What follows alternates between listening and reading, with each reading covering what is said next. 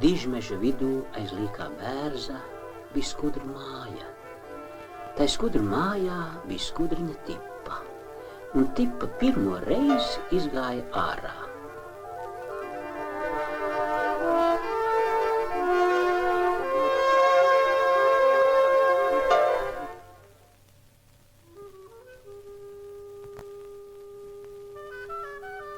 Gaismu Tipa bija redzējusi, klusumu Tipa bija dzirdējusi, bet debesīs spīdēja spoža poga. To Tipa redzēja pirmo reizi. Kas tā par pogu? Prasīja Tipa darba skudrai. Ko tu, putekli, maisies pa kājām? Atdūca skudra.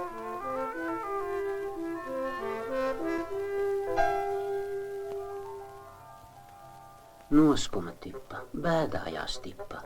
Viņa tik sīka, viņa tik maza, puteklis brūns lielajā mežā. Kas viņu uzklausīs, kas viņai pateiks, kas tā par pogu debesu jumā?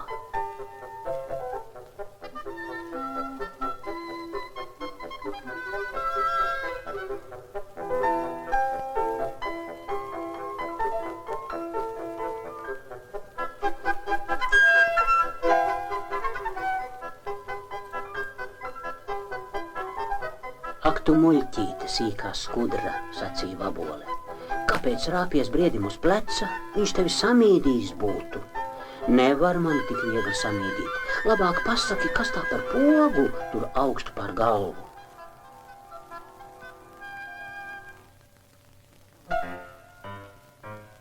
Tā nav poga, atteica Vabole. Vai tad poga tik spoži var spīdēt? Gaismas vidū tur ugunsmešs. Uguns meža vidū tur uguns cinis, uguns ciņa vidū tur uguns Vabole. Pasaulē gaismu dod uguns Vabole, pasauli sasilda uguns Vabole.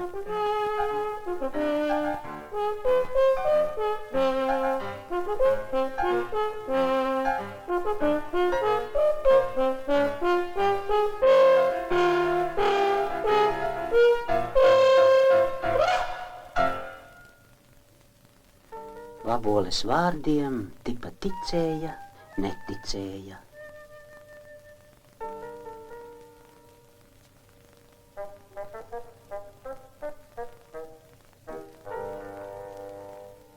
Klau, meža aus godājamā, pasakiet lūdzu, kas tas par spožumu debesu jumā?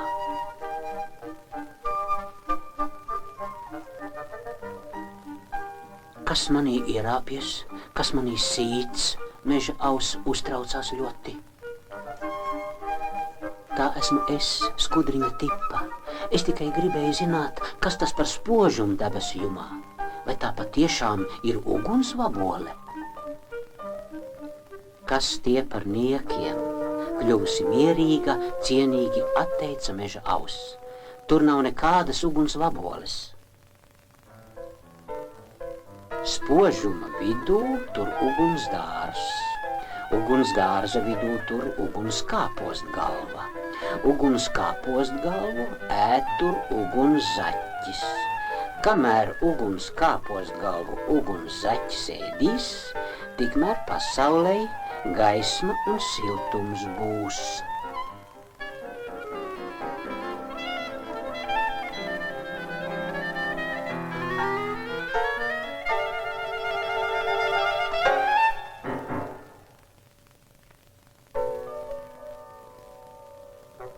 Tipa zaķa vārdiem ticēja, neticēja.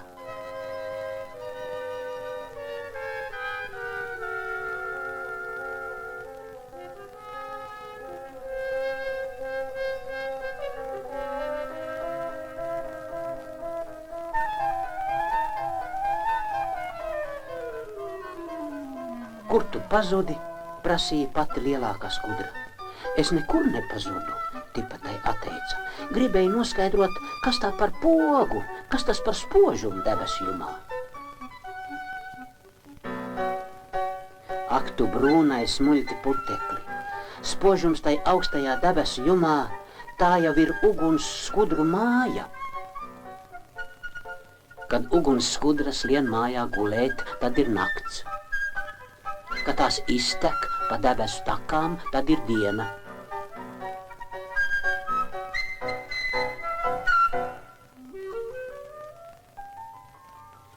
Tipa lielās skudras vārdiem ticēja, neticēja.